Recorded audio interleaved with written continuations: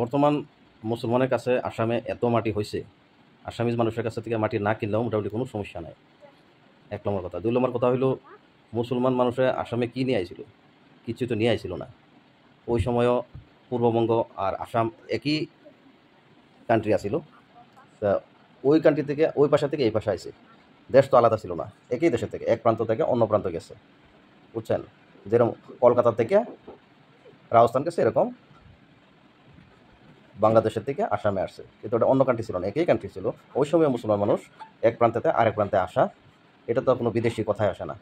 আর শুনেন, যারা আসছিল তারা কী নিয়ে আসছিল? আরে কোমরে তো বাইটেও আসছিল না, খাইবার কিছু আসছিল না। এখন আসামে আসার পরে জন মানুষের নাই বলে পেলেও মোটামুটি ১০-২০ বিঘা করে সম্পত্তি আছে, যখন নাই। আর কিছু কম লোকের আছে যারা চর অঞ্চলে বসবাস করে, তারা কিছু কম আছে, কিন্তু এরকম না যে মাটি ছাড়া, সবারই কিন্তু মাটি আছে আসামে। আর যদি আসামিজ লোকেরা যদি আসামের মুসলমানের কাছে মাটি না বেচে, কিছু সমস্যা হবে না, কারণ মুসলমানের এত মাটি আছে। ওরা যদি বেচা কিনা করে মুসলমানের কাছে, বাস যেই ভাইরা আছে যারা মাটি সম্পত্তি নাই, ওরা মুসলমানের কাছে থেকে কিনতে পারবে, কোনো সমস্যা নাই। কিন্তু যে নিয়মটা করছে, নিয়মটা একদম ভালো করছে না, কারণ এই নিয়মটা করা থেকে আসামিজ মানুষ বহুত ক্ষুণ্ণ হয়ে রয়েছে আসামের সরকারের প্রতি।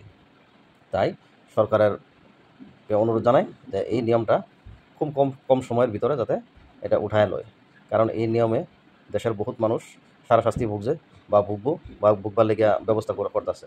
সেই জন্য আশা রইল যে নিয়মটা উঠান খুব কম সময়ের ভিতরে, না হলে দেশের জনতা কিন্তু আপনারা ২০২৬ সনে যে ইলেকশন হবে, ইলেকশনের আপনারা দেখাই দিবে, মোটামুটি পাল্টি মারে দিবে সরকার, বুঝছেন? তো এইগুলো নিয়ম, যেইগুলো নিয়মে দেশের জনতার বা জনগণের ক্ষতি হয়, এগুলো নিয়ম করেন না, ভালো না। কারণ জনগণের সরকার বানাইছে, জনগণের উপরে জনগণের যে হিসাবে খুশি থাকে ওই হিসাবে চলতে হয়, বুঝছেন?